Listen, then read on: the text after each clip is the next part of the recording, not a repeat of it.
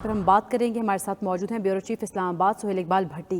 भट्टी साहब, हमें आगाह कीजिएगा, इस तमाम तर इजलास की कार्रवाई के बाद वज़ीर-ए-आज़म इमरान खान से परवेज़ खट्टर की चैम्बर में भी मुलाकात हुई और उस मुलाकात में उमर अयूब भी मौजूद थे। उस मुलाकात में क्या बातचीत हुई है, ज़रा वो हमें बताइए। जी बिल्कुल, देखिए जब पार्लिमानी पार्टी का इजलास शुरू हुआ तो परवेज़ खट्टर ने हुकूमती जो स्ट्रेटजी थी बिलखसूस मिनी बजट के हवाले से और उसके साथ जो उनके हल्के में उन्हें जिन मसाइल का सामना है उसके ऊपर उन्होंने खुलकर बात की, शदीद तनकीद का निशाना बनाया वज़रा को, और प्राइम मिनिस्टर के साथ भी उनकी क्रॉस टॉक हुई, जिसके बाद वो इजलास से उठकर बाहर गए। जिसके बाद ये खबरें चलना शुरू हुई तो उसके बाद वज़ीर दिफा परवेज़ खट्टर को प्राइम मिनिस्टर के चैम्बर में बुलाया गया। परवेज़ खट्टर ने वज़ीर-ए-आज़म इमरान खान से मुलाकात की। इस मुलाकात के मौके के ऊपर उमर अयूब भी मौजूद थे, जिस पर वहां पर बताया गया कि खैबर पख्तूनख्वा को गैस पहले मिलने का हक है। इसी वजह से परवेज़ खट्टर कहना था कि मैंने मामला उठाया, तो हम उनका ये कहना है कि मैंने पार्टी की जो अंदरूनी बातें होती हैं इस मामले में चलती रहती है, मैंने कोई सख्त बात नहीं की और मैं वज़ीर-ए-आज़म के खिलाफ भी नहीं हूँ।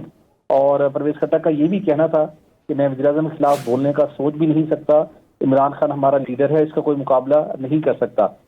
ताहम उन्होंने ये बात जरूर की कि मैंने पार्लिमानी पार्टी के इजलास में गैस के मसाइल पर मैंने बात की, क्योंकि खैबर पख्तूनख्वा के अंदर शदीद मसाइल का सामना है लोगों को। बिजली भी सबसे सस्ती तरीन बिजली खैबर पख्तूनख्वा पैदा करता है, महंगी बिजली का सामना है, उसके साथ साथ बिजली की लोड शेडिंग का सामना भी करना पड़ता है, और जो मुतलका वजारतों का इस मामले में रिस्पॉन्स होता है उन्हें बहुत ज़्यादा मायूसी होती है, और उसके साथ साथ नई गैस स्कीमें शुरू न करने के बाद भी हमें शदीद मुश्किलात का सामना है। अल्टीमेटली हमने आवाम को जवाबदेह होना है। तो इन मसाइल को आज उसके ऊपर मैंने खुलकर बात की, और साथ उन्होंने वाजे की कि परवेज़ खट्टर से भी मैंने परवेज़ खट्टर ने इस बात को वाजे किया कि शौकत तरीन से भी वाजे तौर के ऊपर बात हुई, चूंकि वो मुझे मुतमिन नहीं कर पा रहे जो टैक्सेशन के मैय्यज लिए गए हैं। ओवरऑल ये मीटिंग उनकी हुई है प्राइम मिनिस्टर इमरान खान से, जो पार्लिमानी पार्टी के इजलास के दौरान जो मामला था उसको डैमेज कंट्रोल करने की ये मुलाकात हुई, ताकि डैमेज कंट्रोल करने के लिए मुलाकात हुई है ताकि अवाम में तासुर तब्दील किया जा सके। सुहेल इकबाल भट्टी साथ ही रहेगा। इसी बीच हमें ज्वाइन कर चुके हैं सीनियर तजियाकार और एडिटर इरशाद आरिफ साहब। इरशाद आरिफ साहब, अगर देखा जाए फ्यूल प्राइस एडजस्टमेंट की मद में एक बिल खैबर पख्तूनख्वा असेंबली में पेश किया गया था, जिसे पास भी करवा लिया गया कि हम बिजली पैदा करते हैं तो हम फ्यूल प्राइस एडजस्टमेंट की मद में पैसा क्यों दें। फिर गैस बहरान के ऊपर भी बात होती रही। क्या आप ये समझते हैं कि ये जेन्युइन मसाइल थे जो जबान पर आए परवेज़ खट्टर साहब की, या फिर कोई उज़र तलाश किया गया तलखी पैदा करने का? अब मेरा नहीं ख्याल कि ये कोई उज़र तलाश किया गया है। जेन्युइन मसाइल हैं, ये सिर्फ परवेज़ खट्टर के नहीं हैं, ये सबके हैं। सारे वज़ीर और सारे MNA जब निजी महफिलों में हमें भी मिलते हैं तो इस तरह की बातें करते हैं, लेकिन वज़ीर-ए-आज़म के सामने बोलने का हौसला हर एक में नहीं होता। बहुत कम लोग जो होते हैं वो वहाँ जाके और बातें कर रहे होते हैं। ये हमारा तो रोज़मर्रा का मामला है। देखते हैं हम कि लोग एक जगह पे कुछ और बात कर रहे होते हैं, दूसरी जगह पे कुछ और बात कर रहे होते हैं। ये सिर्फ सियासतदानों का वतीरा नहीं, बाकी कौम का भी यही वतीरा है। लेकिन ये समझना कि परवेज़ खट्टर साहब ने जो बात की उसकी वजह से अब इनकी राहें जुदा हो गई या पार्लिमानी पार्टी में कोई बगावत हो गई, वो बात दुरुस्त नहीं है। लेकिन अब परवेज़ खट्टर साहब जो वजाहतें कर रहे हैं वो भी बेजा हैं। उन्हें एक जरूरतमंद MNA के तौर पर, वजीर के तौर पर कहना चाहिए कि हाँ, मैंने अपने लीडर से इख्तलाफ किया, मुझे तहफ़्फ़ुज़ात हैं, लेकिन इसका हरगिज़ मतलब ये नहीं है कि मैं पार्टी छोड़ रहा हूँ, कोई फॉरवर्ड ब्लॉक बना रहा हूँ, या क्योंकि एक MNA को, एक वजीर को, एक मुंतखब शख्स को ये हक हासिल है कि वो अपने अवाम की बात करे, अपने वोटर की बात करे। और हुकूमत में वो इसलिए नहीं आते कि सिर्फ वज़ीर-ए-आज़म की हाँ में हाँ मिलाएं या वज़ीर-ए-आज़म की हर बात जो है उस पर वो जो है सरे तस्लीम खम करें। उन्हें इख्तलाफ करना चाहिए। जो मसला है वज़ीर-ए-आज़म का, उन्हें इतना जज्बाती नहीं होना चाहिए था। अगर उन्होंने बात की है, और शोहरत तो ये है इमरान खान की कि वो लोगों की बातें सुनते हैं, कि कैबिनेट में भी खोलकर बात होती है, पार्लिमानी पार्टी में भी होती है, वो सुनते भी हैं, जवाब भी देते हैं और बात मानते भी हैं, तो फिर इतना रिएक्शन उनको नहीं करना चाहिए था। आखिर ये बातें उनको खोलकर करने की पार्लिमानी पार्टी में क्यों जरूरत पड़ी? इसका मतलब है उनकी अलहदगी में बात नहीं सुनी गई। तो अभी जो सालिक साहब की बात सामने आ रही है, तारिक बशीर चीमा साहब के बारे में खबर आ चुकी है कि वो शरीक नहीं हुए पार्लिमानी पार्टी के इजलास में, तो ये भी तो सारी बातें सोचने वाली हैं। तो सही। बात यह है कि या ये कहना कि इसकी वजह से हुकूमत गिर सकती है या बगावत हो सकती है, ये तो बात नहीं है। लेकिन ये एहसास वजीर आजम को और उनके साथियों को करना चाहिए कि पार्लिमानी पार्टी के अंदर इस तरह मौजूद है।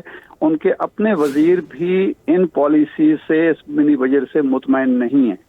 अपने वजीर भी इस फाइनेंस तरमीमी बिल से मुतमईन नहीं है। इरशाद साहब साथ ही रहिएगा। Senior anchor person doctor Moeed Pirzada साहब भी हमें ज्वाइन कर चुके हैं। डॉक्टर साहब, जिस तरह इरशाद साहब एक तरफ तवज्जो दिला रहे हैं कि ये सोचने की बात है, परवेज खटक साहब ने इजलास के बाद क्या कहा है, पहले वो मुलाहिजा कर लेते हैं, फिर मैं आपकी तरफ आता हूं।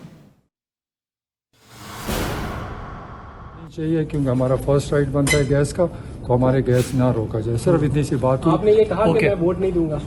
मैंने ऐसी कोई बात नहीं की, लेकिन हमारी अंदरूनी बातें, हमारी पार्टी है, पार्टी में बातें होती है। हमने कोई सख्त बात नहीं की। हमने रिक्वेस्ट की है कि ये जो गैस का हमारे मसले है, गैस की स्कीमें हैं, उसको चलनी चाहिए। सर, आप इतने दिलेर है सर, इतनी दिलेरी से आपने वहाँ पे बात की और आप यहाँ पे आप कह रहे हैं कि पार्टी की अंदरूनी बात है। इतने 140 लोगों के दरमियान की बात की आपने सर। तो अंदरूनी बात है यहाँ, और मैंने कोई सख्ती नहीं की। मैं प्राइम मिनिस्टर के खिलाफ नहीं हूँ, ना हो सकता हूँ, ना सोच सकता हूँ। प्लीज ये खबरें वापस लें। इमरान खान हमारा लीडर है, उसका मुकाबला कोई नहीं कर सकता। डॉक्टर साहब, आपने गुफ्तगू सुनी। परवेज खटक साहब का कहना है कि मैं वज़ीर आज़म के खिलाफ नहीं हूं, ना हो सकता हूं और ना ही सोच सकता हूं। लेकिन एक बात जो तवज्जो तलब है, जिस तरफ इरशाद साहब भी इशारा कर रहे हैं कि सोचने की बात यह है कि आपके वजीर की बात अलहदगी में नहीं सुनी गई, इसलिए पार्लिमानी पार्टी में उसे ये नुक्ता उठाना पड़ा और सबके सामने उठाना पड़ा। तो ये कितनी फिक्र अंगेज बात है PTI के लिए?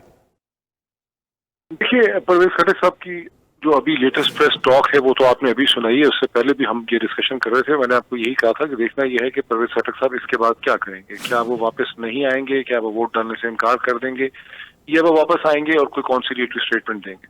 अब जो चीज हमारे सामने आई है कि उन्होंने कॉन्सिलेटरी स्टेटमेंट दे दी है, वो ये भी डिनाई कर रहे हैं कि मैंने कभी ये नहीं कहा कि मैं वोट नहीं डालूंगा। वो ये भी कह रहे हैं कि प्राइम मिनिस्टर इमरान खान ही हमारे लीडर हैं, मैं उनके खिलाफ जाने का सोच नहीं सकता।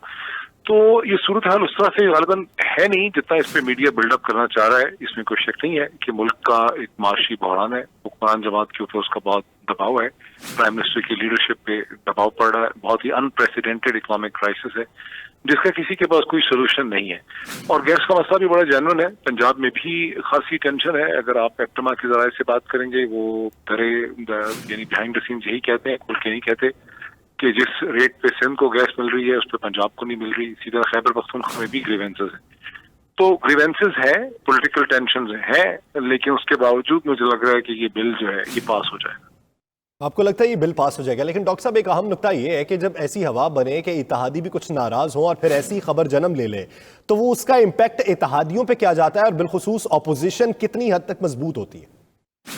देखिए, इत्तेहादी जमातें जो हैं, चूंकि छोटी छोटी 3-4 इत्तेहादी जमातें हैं और हुकूमत एक बहरान में है, हुकूमत के पास अपनी मेजोरिटी नहीं है। जब नवाज शरीफ साहब की हुकूमत थी उनके पास अपनी एक सिंपल मेजोरिटी थी। भारत में आप देखते हैं कि नरेंद्र मोदी के पास अपनी ठीक ठाक किस्म की मेजोरिटी है, शायद बल 2/3 है। तो वहाँ हुकूमत मजबूत होती है, वहाँ पर उसके इत्तेहादी आंखें नहीं दिखाते। जहाँ जब भी क्राइसिस मोमेंट आता है और जब इत्तेहादियों के वोट की जरूरत होती है, इत्तेहादी जिसे अंग्रेजी में कहते हैं पाउंड ऑफ फ्लैश हासिल करना चाहते हैं। यानी इत्तेहादियों पे ज्यादा इंपैक्ट नहीं पड़ता, छोटे छोटे से हैं। डॉक्टर साहब साथ ही रहेगा। इसी बीच हमें ज्वाइन कर चुके हैं वज़ीर आज़म के मुआविन खुसूसी बराए सियासी रवाबित डॉक्टर शहबाज गिल साहब ने हमें ज्वाइन किया। डॉक्टर साहब, बहुत शुक्रिया आपके वक्त का। डॉक्टर साहब, एक खबर चली, परवेज खटक साहब वज़ीर आज़म के आमने सामने आ गए, तल्ख बातें हुई, वज़ीर आज़म ने कहा ब्लैकमेल नहीं कर सकते। आप हकीकत बताइए कि आज के पार्लिमानी इजलास में हुआ क्या था?